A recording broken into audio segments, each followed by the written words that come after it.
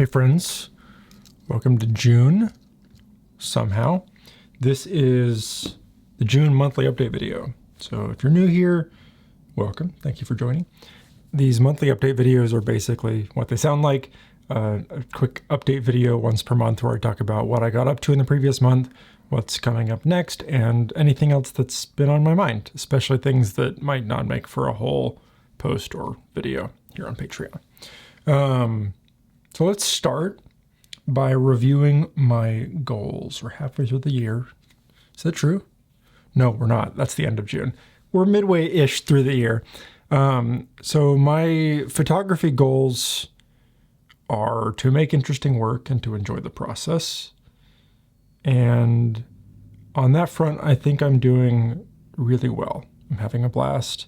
I'm getting to travel a bunch. And I'm making work that I like. And I don't feel like I'm having to really change it too much because I'm not shooting a lot of client work. I'm shooting and then putting it out into the world via my newsletter, via YouTube videos, pitching existing work to clients. Earlier in the year, I did pitch a lot of potential clients on doing editorial and commercial work. And like I said last month, I just didn't get a lot of response from that. I did get a little bit, and I'll talk about that later, but it's still with existing work that they're going to be licensing. I also sell it through Gallery Stock, my boutique stock agency, but that's been pretty slow recently.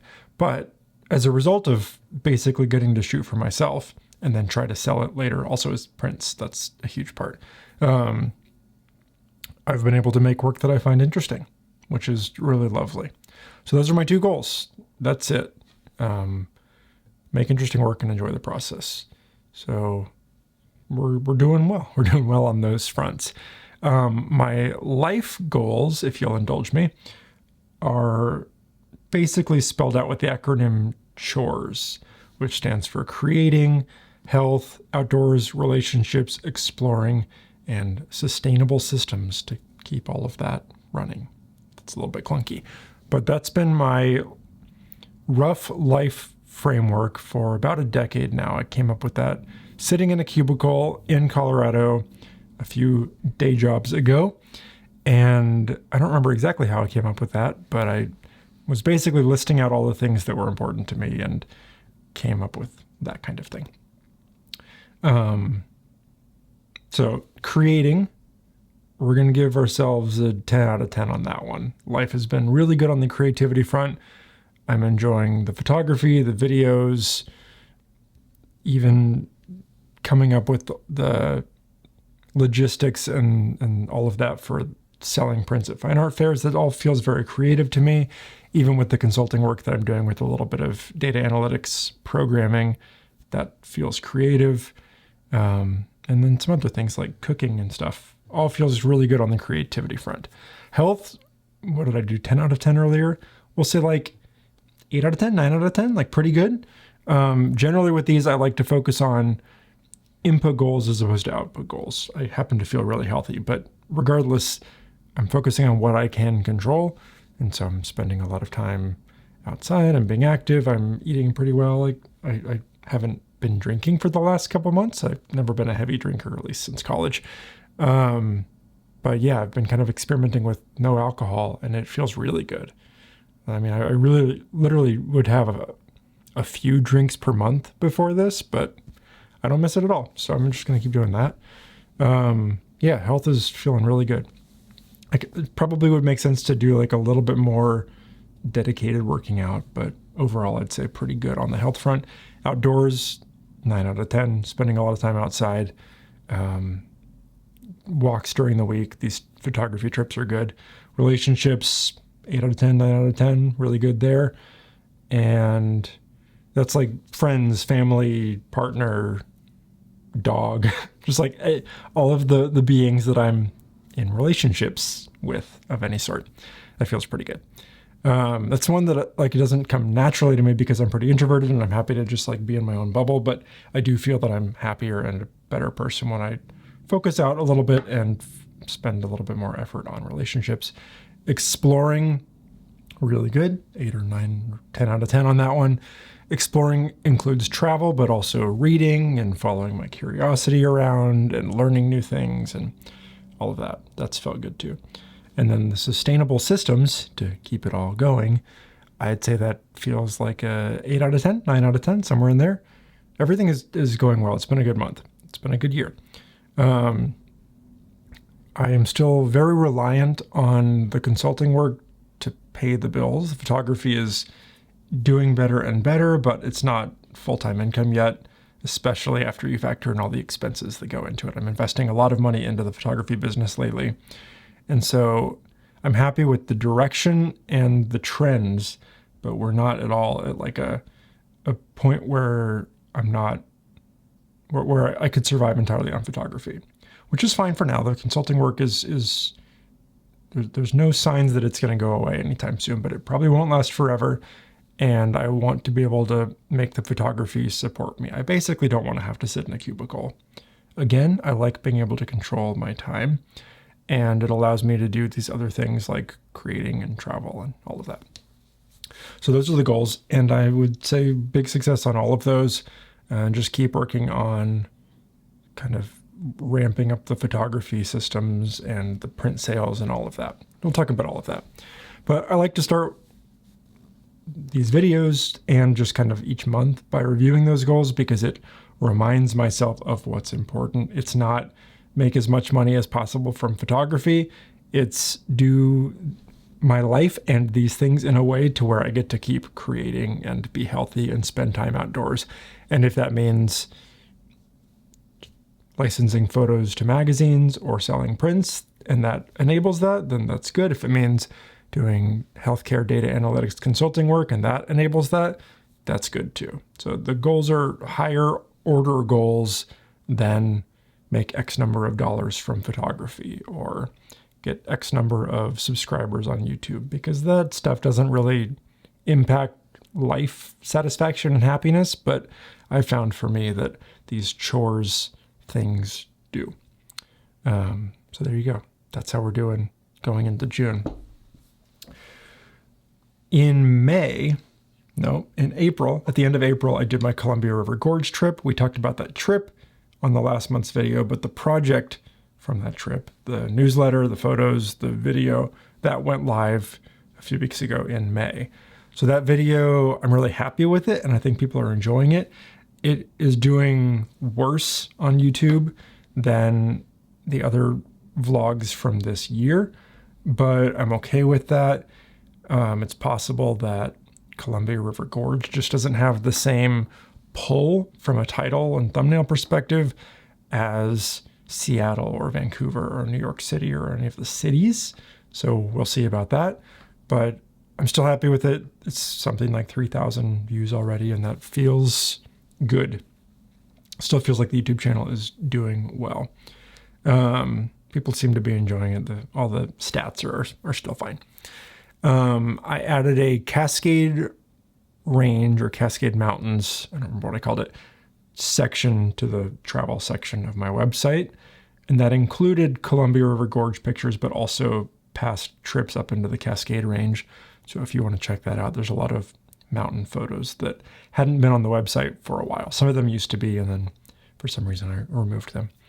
And then I touched on it earlier, but I had success with a little bit of the pitching that I did earlier in the year, where I had pitched to an editor who works with 1889 magazine and 1859 magazine. That's Washington and Oregon, respectively. Those are the years that each state became a state. And I've licensed a photo to her in the past. The back page of each magazine, it's like a see you next time, and it's a full page image. And she, right before my Columbia River Gorge trip, I emailed her, asked if she needed anything from the gorge. And she said, like, if you get anything good from either state, we need photos for that last page.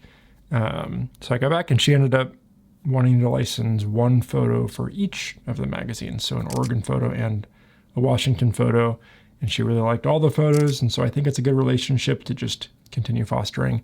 Those don't pay well. It's $100 each, but it's more editorial work that I can just kind of add to my portfolio, and it's $200, which helps cover the cost of that trip.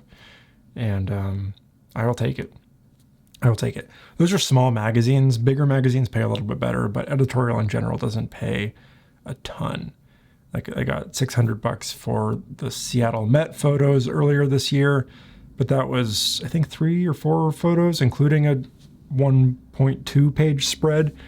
So $100 for a full page spread is definitely on the low end, but they're small magazines, and there's a correlation between, you know, how big of a magazine it is and what their budget is.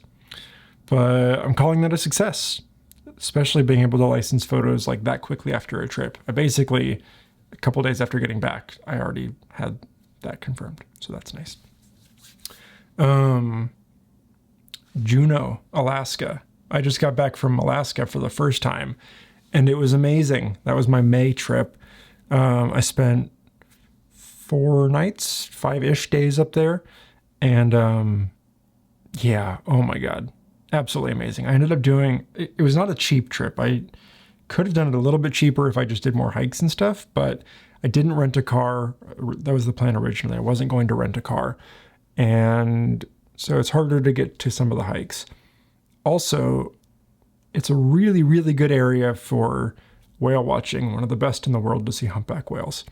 And in order to do that, you kind of have to book whale watching tours. Those are expensive, but if I'm going to go all the way up to Alaska, kind of want to do that. So I ended up booking 3 boat tours. One was an all-day boat tour up a fjord called the Tracy Arm, and that went to a glacier with the potential to see wildlife.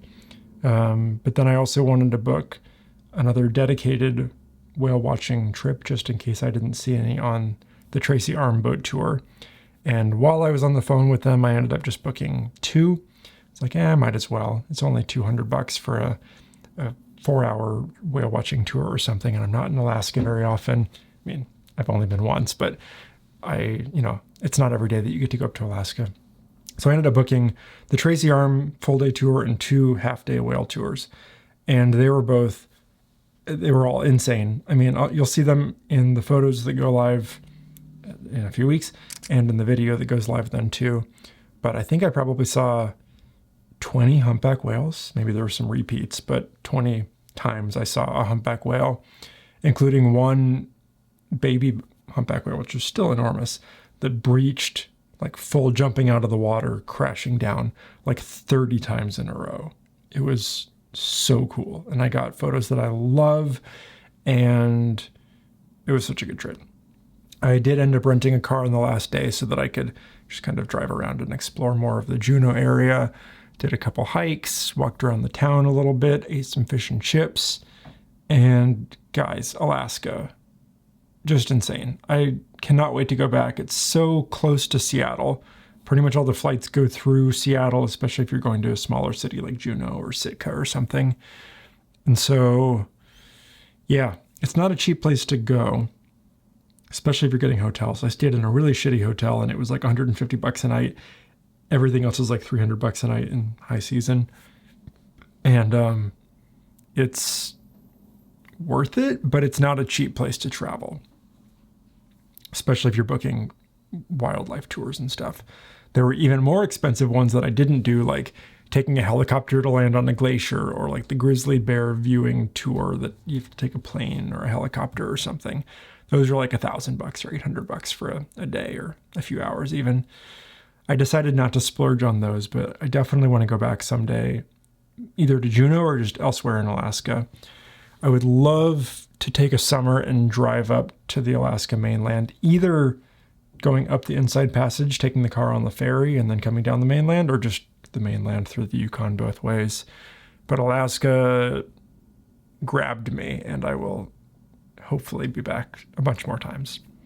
I just got to find ways to make it somewhat affordable, either affordable per day because it's a long trip, or just, I don't know, shoot for the tourism board or run a workshop there or something, but I got to get back, or just splurge and go. I will do a video. I think the next video that I do is going to be an editing sessions video, where I just kind of show behind the scenes of my editing process. I think I'm going to focus on the sequencing, like the selection of the final photos and arranging them on the website in a way that looks nice. And doesn't feel too repetitive, but feels thorough and all that kind of stuff. It's a different skill set than the actual like post-processing part of editing the individual photos. But I think it'll be interesting. And yeah, I normally do it pretty intuitively, so it'll be interesting to see how well I can explain my process. But even if it's just watching, hopefully it's interesting. And then some bonus photos that aren't in either of those big dedicated projects. I did 2 nice hikes up into the Cascade Range, one up to Heather Lake and one to Bridalveil Falls and Lake Serene. First one by myself, second with my friend Mitchell, and both were beautiful. So I don't know, share some of the pictures on the screen here. Why not? I don't know what else I'll do with them. They'll show up in the Cascade Range section of the website, a few of them at least, but you guys can see them here. Okay, let's talk about art fairs. How long have we been going? 17 minutes already. All right, I'm going to go a little faster. Art fairs. I sold a handful of prints at the art fair markets in May. Let's see how many. Keeping in mind that I skipped one of them because I was sick. 8 prints, so 2 on the first one, 3 on the second one, and 3 on the third one. My gross, I sold over $1,000 of prints, and my profit was $626 from those 3. That factors in the cost of being there, the $80 per week I pay to be there, and the cost of goods sold, so the cost of the printing and the mats and all of that. So not super profitable, but also not bad. A lot of people have said that it's been a slow year for them. They think people are just holding off on making any big purchases because of shit show that is the world right now. But who knows? Maybe this is just not an area that I'm ever going to sell a ton of prints at, which feels right to me. The Fremont art market is sort of a flea market kind of vibe. Lots of vintage clothes and stickers and jewelry and stuff. But I am using, I've talked about this in the dedicated video, but just as a quick refresher, I'm using it as a testing ground to see if I can sell prints, if people like them, if they're willing to pay that price for them in this area, and if I enjoy selling at the markets. And I really do, and people have been buying them and responding really well to them. So because of that, the next step is to expand into higher end juried art fairs around the Pacific Northwest, Oregon, Washington, maybe into California, maybe like Idaho or something someday. It was too late to apply for almost all of them, but I applied to 2 for this summer. I got into a one-day show in July in Gresham, Oregon by Portland, and I did not get into the Corvallis Fall Festival, which was slightly disappointing because I was looking forward to kind of experiencing that and using that as a testing ground, and I hope, selling some prints. But it makes sense. I think that one's a little bit more competitive than the Gresham one, and my booth, as nice as the photos are, my booth still looks pretty amateur. And my booth shot, which normally is something people spend a lot of effort on, was just a random iPhone image that I happened to have taken that I took to just show to my family. Right now, I'm at the point where I'm doing a ton of research to see what it's going to take to do that next level of art fairs, art shows. I'm considering what kind of gear to buy, because right now I've got a cheap pop-up tent. I mean, not super cheap. This is all a couple $1,000s total, but it's not the right setup for actually doing this. It was a good way to test the waters, but I need to buy a nicer tent, nicer walls, either like the high-end mesh walls that you can hang stuff from, or the carpeted pro panel walls. I need to decide if I'm going to buy new versus used.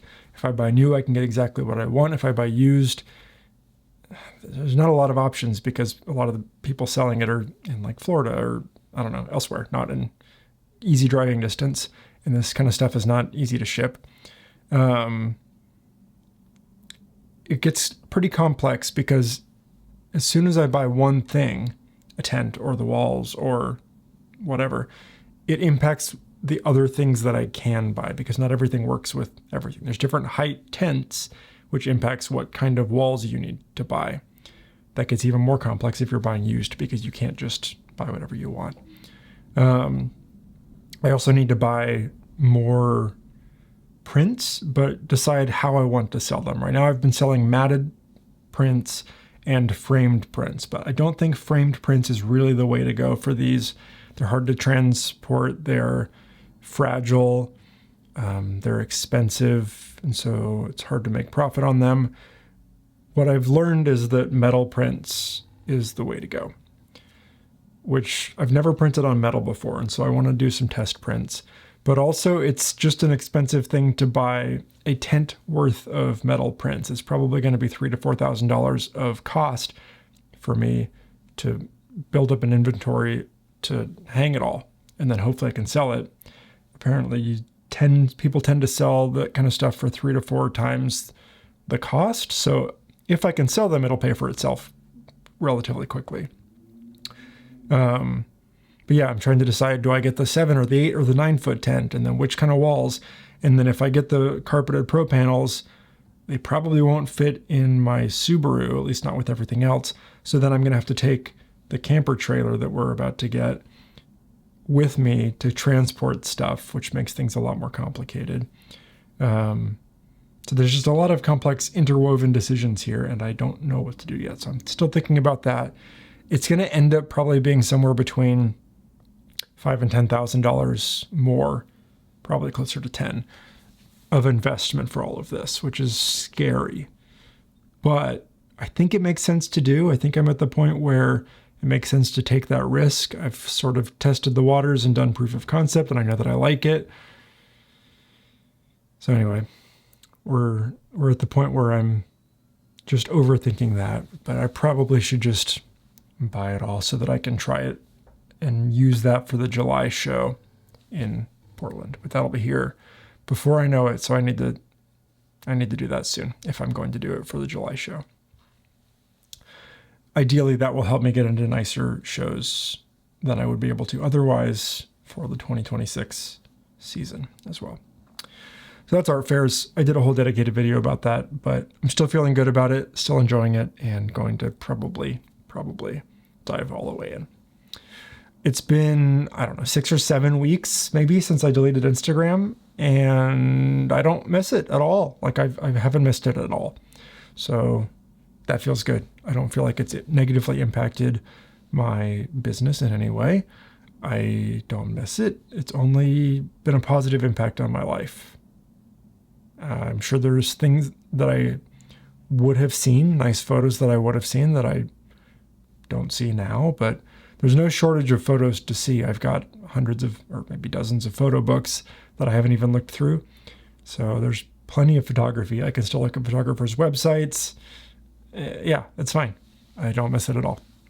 Upcoming travel.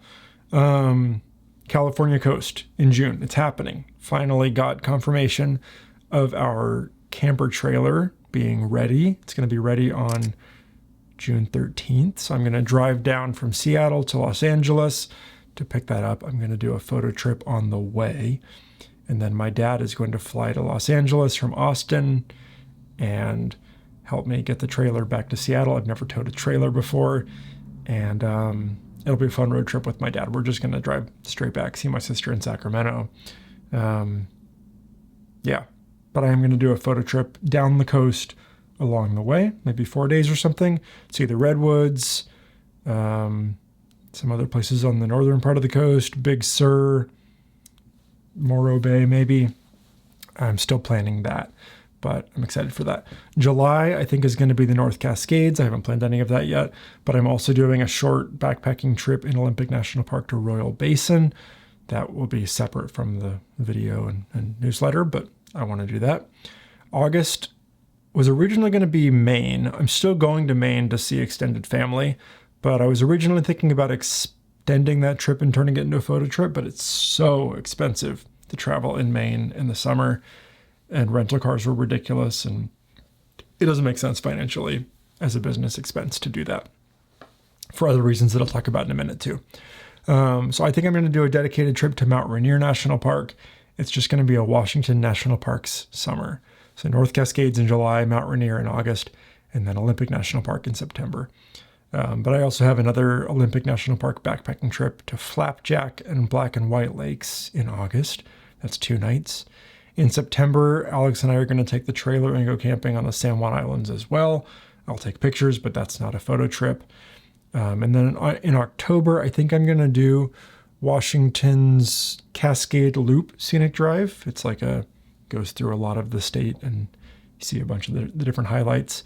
So that should be good. There might be some overlap with Mount Rainier, or not with Mount Rainier, with North Cascades, but it's a big area. And then maybe I'll hit up Spokane to do the State of Washington Tourism Conference and try to pitch some tourism boards for work for 2026. We'll see. And then Japan again in November. Still don't know what I'm going to do there. Haven't planned that at all. But Japan, that'll be fun. I think I'm going to take December off because I think it'll be nice to have a month off. And Japan will be 2 months of videos. So that's what's coming up. Let's talk a little bit about future big picture goals and not goals, but planning and ideas and stuff.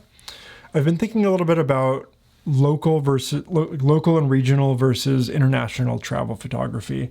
And I love traveling internationally. It's one of my favorite things to do. But I think from a business perspective, it makes sense, I'm pretty sure, to focus on Northwest North America. So basically like San Francisco Bay Area, like Northern California, up through Alaska. So Northern California, Oregon, Washington, maybe some of Idaho, maybe Western Montana, British Columbia, Yukon, Alaska. I think that's like plenty for, I don't know, multiple lifetimes of photography easily. And it's such a varied area. I don't think I'm really going to get bored with it. And I can still do international trips as a vacation every year or two, depending on timing and finances and stuff. But I think because I'm focusing more and more on print sales, focusing on regional locations makes more sense. I think it's also a more sustainable way to travel, both from like burnout, and I'm not flying all over the world, so from like carbon dioxide perspective, and because we're getting the camper, the trailer, the travel trailer, makes sense to use that to travel to places that I can drive to, as opposed to investing all the money that we did in that and then flying somewhere else and having to get a rent a car and a hotel. So I think at least for the foreseeable future, the business is going to be focused on Northwest photography. I've already planned this Japan trip, or I've already booked the flight, and so I'm going to do that and make YouTube videos out of it. But that might be my last international dedicated photography trip, with kind of the main purpose being photography for a while. Like I said, I'll still do vacations and I'll bring a camera and do photography, but I think it makes sense to focus locally, regionally. That's kind of what I'm thinking. On that note, I've also been thinking a little bit about seasonality. So summers are looking really busy, especially as I do more and more of these fine art fairs, because at least in this part of the country, they tend to be in July, August, some of September, a couple in June, and there's like a couple in May, maybe some in the fall. But really, it's pretty much every weekend in the summer. Because my girlfriend Alex is a professor, I've talked about this, I feel like I'm repeating myself a little bit, but because she's a professor and has really flexible summers, I feel comfortable taking the weekends in at least July and August to do art fairs, because I can see her and hang out with her and go on adventures during the week. But yeah, that's a summer thing. So that combined with all the hiking I want to do and the travel for these trips means that the summer's pretty busy. And probably to a degree that would not be sustainable if every month of the year was like that. That might be a recipe for burnout. So I think it makes sense to just force the winter and like early spring, late fall to be just a little bit slower. So I focus a little bit more on chilling around Seattle and doing, photo walks around Seattle and still doing my monthly travel projects, but not trying to squeeze in as much as possible. So winters are going to be a little bit slower. I think there's room in the spring and maybe early fall for some workshops. I've toyed with the idea of running workshops in the past, and a lot of the places that I would want to run them in here in the Northwest would work well on either side of the art festival season. So like late spring into June and then October. And I think that could be fun. I'm intrigued by the idea of running workshops. It's a lot of work to get them up and running.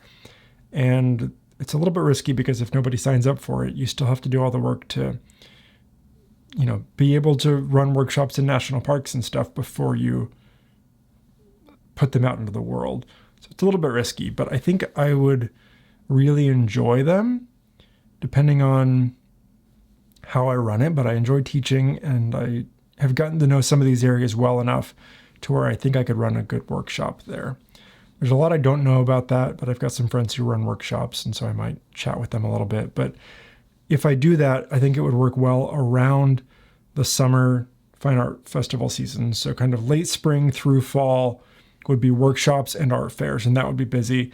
And then the colder, darker half of the year would be just a little bit slower, and that would be nice. A little bit more focus on logistics for the upcoming year, catching up on printing, that kind of stuff. If I do workshops, I'll be curious to hear what you guys think about workshops. Is that something that you think would be a good idea? Any of you interested in doing a workshop? Have you done a workshop before? Did you like it? Any of that would be fantastic information to hear. I would love to do one on the Oregon coast, either in winter when the waves are crazy or spring. The Columbia River Gorge in late April was amazing this year, and I think that'd be a really good place to do workshops. Olympic National Park, either in June or October, or maybe both. The North Cascades would be really cool in October. That would be a more hiking intensive one for sure. And then potentially others might include the San Juan Islands, coastal Alaska, and then maybe even like a winter one up in the North Cascades, or like up in Alaska to see Northern Lights or something. And then could even do some city ones, so like Seattle or Portland or Vancouver or something. I don't know what the logistics are like to run workshops in British Columbia and in Canada. So I've just focused on Washington and Oregon for now. I mean, I could do redwoods in California. Could do more in Alaska. Anyway, I'm intrigued by that. I think it could be a nice way to supplement the business, and I think I would enjoy it. I'm pretty sure I would enjoy it. I think it'd be worth experimenting with at least. Anyway, that's it, I think. Yeah, that's pretty much all I got. So if you guys have any questions about any of that, either upcoming trips, Alaska, art fairs, Instagram, business plans, workshops, any of that, let me know. Yeah, that's all I got. Thanks for watching. Thanks for all of your support, and I will talk to you soon. Bye.